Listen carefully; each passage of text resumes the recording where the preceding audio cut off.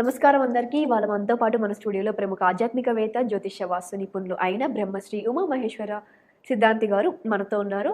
మరి ఈ సెప్టెంబర్ నెలలో ద్వాదశ రాశుల వారికి ఎలా ఉండబోతుంది? ఏ రాశుల వారు ఎలాంటి పరిహారాలు చేసుకుంటే చక్కగా ఉంటుందో గురువుగారిని అడిగి తెలుసుకుందాం. ఇంకెందుకు లేట్, మరి గురువుగారిని అడిగి తెలుసుకుందాం. నమస్కారం గురువుగారు. సర్వమంగళ మాంగళ్యే శివే సర్వార్థ సాధకే శరణ్యే త్రయంబకీ దేవి నారాయణీ నమోస్తుతే. ఓం గం గణపతియే నమః. ఓం శ్రీ గురుభ్యో నమః. గురుగారు, మరి ఈ సెప్టెంబర్ నెలలో వృషభ రాశి వారికి ఎలా ఉండబోతుంది? తిదివార నక్షత్ర యోగకరణాలు మనం చెప్పుకున్నాం. అవును. గ్రహ సంచార విధానాన్ని చెప్పుకున్నాం. తదుపరి వృషభ రాశిలో గురువు ఉన్నాడు. గురుగ్రహము ఉన్నందువల్ల గురుగ్రహము వల్ల ఏ ఒక్క గ్రహ దృష్టి పడలేదా అంటే కేతుగ్రహ దృష్టి పడింది గురుని మీద. ఓకే. కేతువు గురువుని చూస్తున్నాడు. అయితే కేతువు గురువు ఇద్దరు శత్రువుల మిత్రుల మిత్రతత్వే ఉంది. వృషభ రాశి వారికి ఆధిపత్యాన్ని వహించిన వాడు శుక్రుడు. శుక్రుడు నీచస్థానంలో ఉన్నాడని చెప్పుకున్నాం ఇందాక. కేతువుతో కలిపి శుక్రుడు ఉన్నాడు కన్యరాశిలోనే అని చెప్పుకున్నాం. ఈ కన్యరాశిలో ఎప్పుడైతే చెప్పుకున్నామో ఈ యొక్క కేతువు ఇస్తున్న ఫలితం ఏమిస్తున్నాడు? ఉద్యోగ రంగంలో ఉన్న వారికి ప్రమోషన్ ఇస్తున్నాడు. నష్టం చేయలేదు ఇక్కడ. ఉద్యోగ రంగంలో ఉన్నవారికి ప్రమోషన్. అంటే గురువు వృషభ రాశిలో ఉన్నాడు అని చెప్పుకున్నాం. గురువు చతుర్విధ ప్రదాత.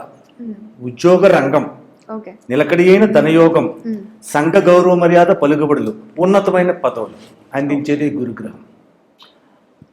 ఎప్పుడైతే ఉద్యోగ రంగంలో ఉన్న వారికి ఉద్యోగానికి ప్రమోషన్స్ వచ్చాయో స్థల మార్పు వస్తుంది. ప్రమోషన్ రాగానే సరిపోదు, దాంతో పాటు స్థల మార్పు మారిపోద్ది. పూణేలో జాబ్ చేసుకునేవాడు చెన్నైకి వచ్చేస్తాడు, చెన్నైలో జాబ్ చేసుకునేవాడు హైదరాబాద్ వచ్చేస్తాడు, హైదరాబాద్లో జాబ్ చేసుకునేవాడు మళ్ళీ హైదరాబాద్ వెళ్తాడు. ఇలా జరుగుతూ ఉంటుంది స్థల మార్పు. ఈ స్థల మార్పు జరిగింది కదా అని చెప్పేసి ఇబ్బందికరమైన స్థితి వస్తున్నాయంటే వృషభ రాశి వరకు లేదు. ఎదగలిపోతున్నారు, మంచి ఫలితాలను పొందుతున్నారు, ఉపయోగకరమైన ఫలితాలు పొందుతున్నారు. అయితే ఉద్యోగ రంగంలో ఉన్నవారు ఎలాగుంటే వ్యాపార రంగంలో ఉన్నవారు ఏ రకంగా ఉన్నారు? వస్త్ర వ్యాపారకులు, నువ్వు పెద్ద పెద్ద కళామందిర్ లాంటి పెద్ద పెద్ద షాపుల గురించి ఊహించి చూసుకోకండి. అది ఎప్పుడు లాభదాయకంగానే ఉంటాయి, నష్టదాయకంగా ఉండవు. చిన్న షాపులు, చిన్న చిన్న షాపులు ఆడవాళ్ళు చిన్న కట్ పీసెస్ అని చేసి పెడతారు. చిన్న ఈ మ్యాచింగ్ బ్లౌజెస్ అని అవి ఉంటాయి కదా, అటువంటి వ్యాపారాల గురించి చెప్తున్నాను నేను. వ్యాపార రంగంలో ఉన్న వారికి అభివృద్ధికరమైన పరిస్థితి. చిన్న వ్యాపారం కొట్టు పెట్టుకున్నాడు అంటే ఒక 50,000 రూపాయలు సరుకు తెచ్చుకున్నాం, జాగ్రత్తగా చేసుకుంటున్నాం. అనేది ఈ యొక్క నెలలో 2-3 లక్షల రూపాయలు అవుతుంది సార్. అంత వృద్ధి అవుతుంది వ్యాపారం. వస్త్ర వ్యాపారం అంత వృద్ధి అవుతుంది. అలాగే ఈ రంగంలో ఉన్న వాళ్ళు కిరాణా వర్తకం చేసేవాళ్ళు ఎవరైతే ఉన్నారో వైశ్యులు, కిరాణా వర్తకులు, వాళ్ళకి లాభదాయకంగా ఉన్నది, చాలా బాగుంది. అలాగే ఈ యొక్క వృషభ రాశి వారికి నష్టదాయకమైన రోజులు ఏమైనా ఉన్నాయంటే మాట్లాడే విధానంలో నష్టం వస్తుంది. వాళ్ళ యొక్క మాట్లాడే మాటలే వాళ్ళకే చెడుపు చేస్తాయి. ఎంతసేపు కూడా ఎక్కువగా చెప్పుకోకూడదు. ఎంతవరకు చెప్పాలో అంతవరకు చెప్పాలి. వినదగునెవ్వరు చెప్పిన వినినంతనే వేగపడక వివరింపంగా గనికెళ్ళ నిజము తెలిసిన మనుజుడిపో నీతిపరుడు మహిళ సుమతి. అది చెప్పేది ముందు విను, తర్వాత మాట్లాడు.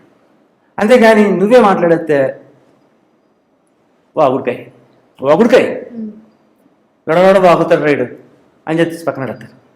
లేనిపోయి నువ్వు మాట్లాడే మాటలు లేనిపోని పదార్థాలు తీసి నువ్వు ఇరికించే పరిస్థితి వస్తాయి. కాబట్టి మాట్లాడే విధానంలో ఈ రాశి వారు ఈ నెలలో జాగ్రత్తగా ఉండాలి. చాలా నష్టపోయే విధానానికి వాళ్ళే తెచ్చుకుంటారు. వ్యాపారంలో ఉన్నది నష్టపోలేదు, వ్యవహారంలో నష్టపోలేదు, మాటల వల్ల వాళ్ళదే నష్టం తెచ్చుకుంటున్నారు. ఎందుకు నష్టం వస్తుంది? గురువు ఉన్న స్థానం వృషభ రాశిలో ఉన్నాడు అని చెప్పాను. వృషభ రాశికి ఆధిపత్యాన్ని వహించిన వాడు శుక్రుడు అయ్యాడు. శుక్రుడున్న స్థానము నీచ స్థానమైన కన్యరాశిలో ఉన్నాడు.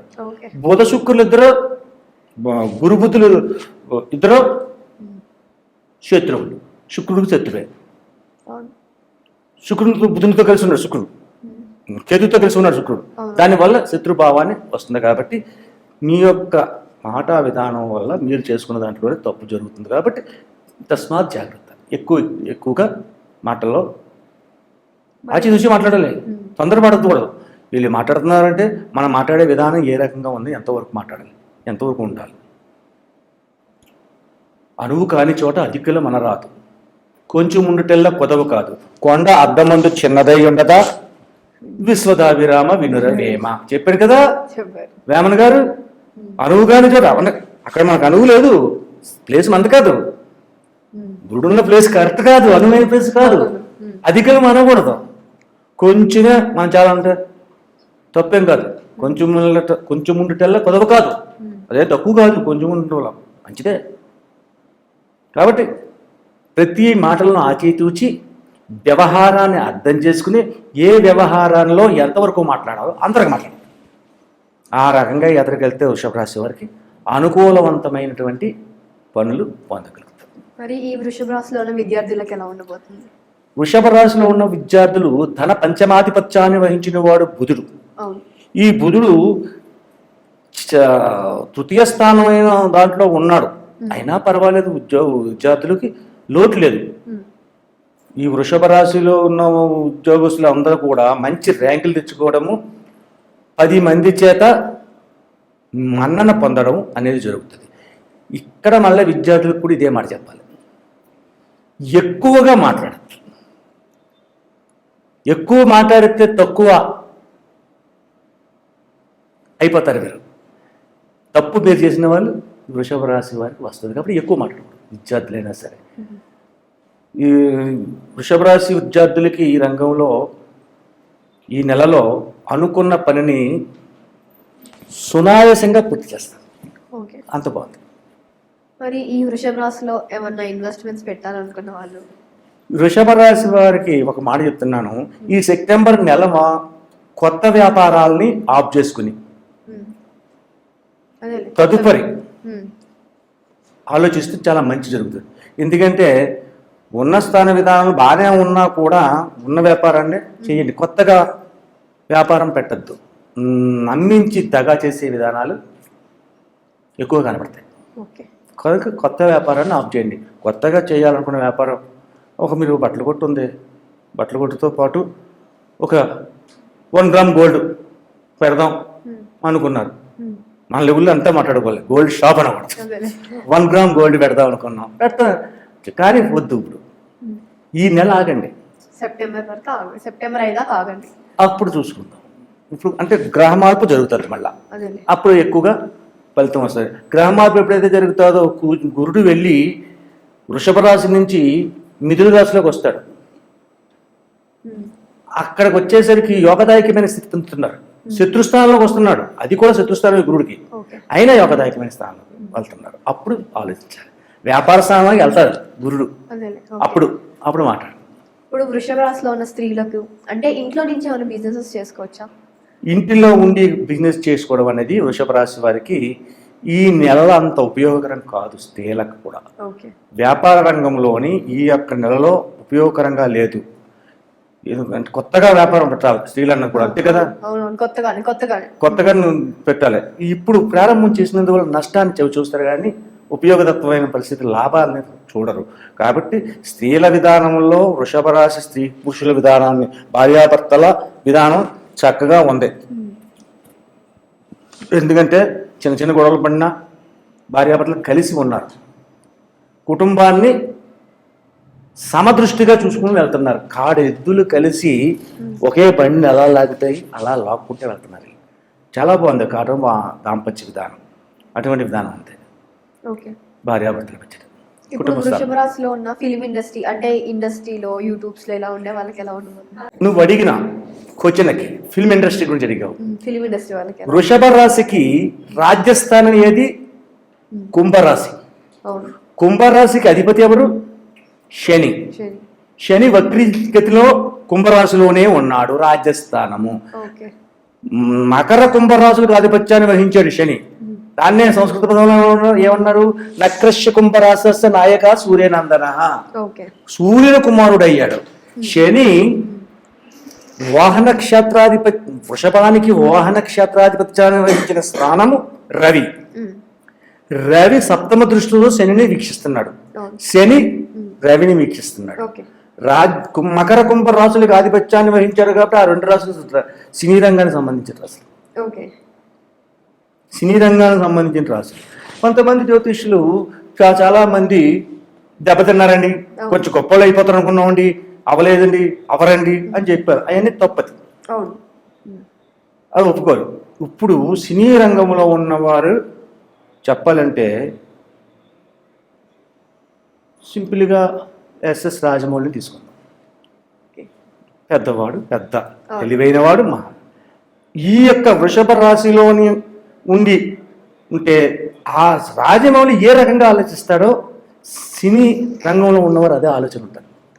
అభివృద్ధికరమైన, అయ్యో 100 కోట్లతో సరిపెట్టుకుందాం అనుకున్నది 200 కోట్లు అనే లాభాన్ని పొందుతారు. అంతటి ఉపయోగకరమైనది. రాజ్యస్థానంలో శని వక్రించి ఉండడము, శని దృష్టి మీద రవి ఉండడం, రవి దృష్టి మీద శని ఉండడము అన్ని రంగాలుగా బాగుంది కాబట్టి సినీ రంగం బాగుంది. అడిగికి వచ్చిన చాలా మంచిగా వచ్చినది.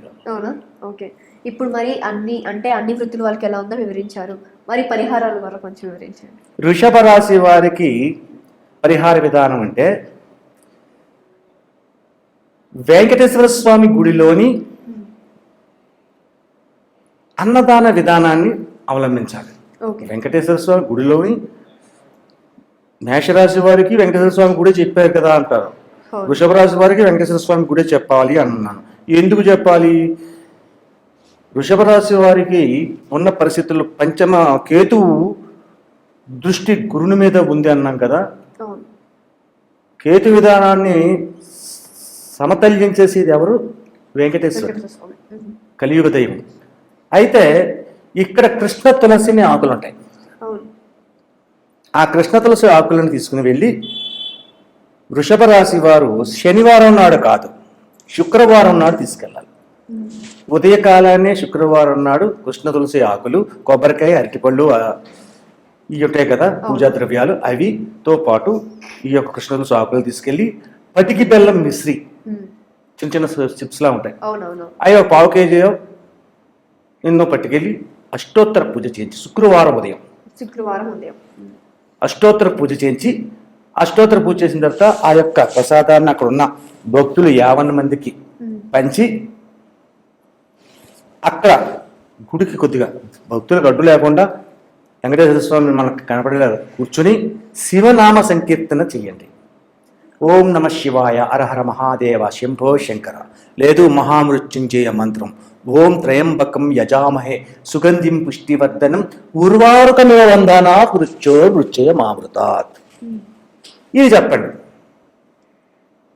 ఏంటి గురుగారు? ఈశ్వరుడు ముందు కూర్చుని వెంకటేశ్వర ముందు కూర్చుని ఈశ్వరునామని చెప్తున్నారు. శివుడు వేరు, విష్ణువు వేరు కాదు. శివాయ విష్ణు రూపాయ, విష్ణువే శివాయ. శివుడు విష్ణువులే. యోగా నిద్రలో ఉన్న విష్ణువు ఇలా పడుకుని శివనామస్మరణ చేస్తున్నాడు. ఎప్పుడైతే భక్తుడికి అందరంటే కూర్చుని ఈ యొక్క శివనామం చేశాడో అది తొలుక్కుపడి లేస్తాడు. ఎవరు నాకు పోటీ చేస్తారు? విష్ణువు కొలిచేది శివుణ్ణి. శివుడు కూడా ఎవరిని కొలుస్తున్నాడు? యోగ సమాధిలో ఉండి అయినా రామనామ జపం చేస్తాడు. ఆయన శ్రీరాముడు అంటే ఇష్టం. కాబట్టి అక్కడది ఇక్కడ మనం ఎప్పుడైతే చేశామో ఇందులో ఉన్న చిన్న చిన్న విధానాలు ఎన్నో ఉంటే సమస్య పోతాయి. ఇది కరెక్ట్ అయిన సూచన. అంటే గుళ్ళోకి వెళ్ళాం, వచ్చేసాము, కొబ్బరికాయ పట్టుకెళ్ళాం, ఇలా వచ్చేసాం, దండం పెట్టేసాం అని కాదు.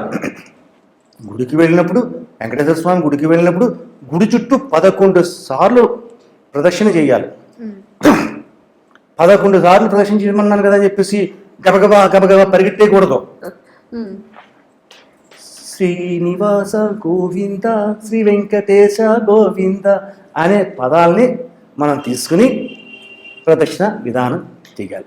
అంటే ఈ యొక్క పదాలు చదువుతూ ఉంటే 11 సార్లు తిరిగానని నమ్మకం నీకు, అందుకని 11 పుష్పాలు పట్టుకో. ఒక రౌండ్ అయ్యేసరికి అక్కడ పెట్టు, అలా చేతిలో పుష్పాలు అయిపోతే అయిపోయింది. ఆ తర్వాత గుడిలోకి వెళ్ళి అష్టోత్తర పూజ చేయించు. ఆ తర్వాత గుడిలో బయటకు వచ్చి ప్రసాదాన్ని పంచేయి. ప్రసాదాన్ని పంచేసారి కూర్చుని శివనామస్మరణ చేయి. మధ్యాహ్నం శాకాహార భోజనం, సాయంకాలం శుభ్రంగా కింద పడుకోవడం. ఈ రకంగా చేసుకుంటే ఈ వృషభ రాశి వారికి ఏ విధమైన ఆటంకములు కానీ ఉండవు. ఇంకా విద్యార్థులు ఇంకా ఆధిక్యతను పొందుతారు.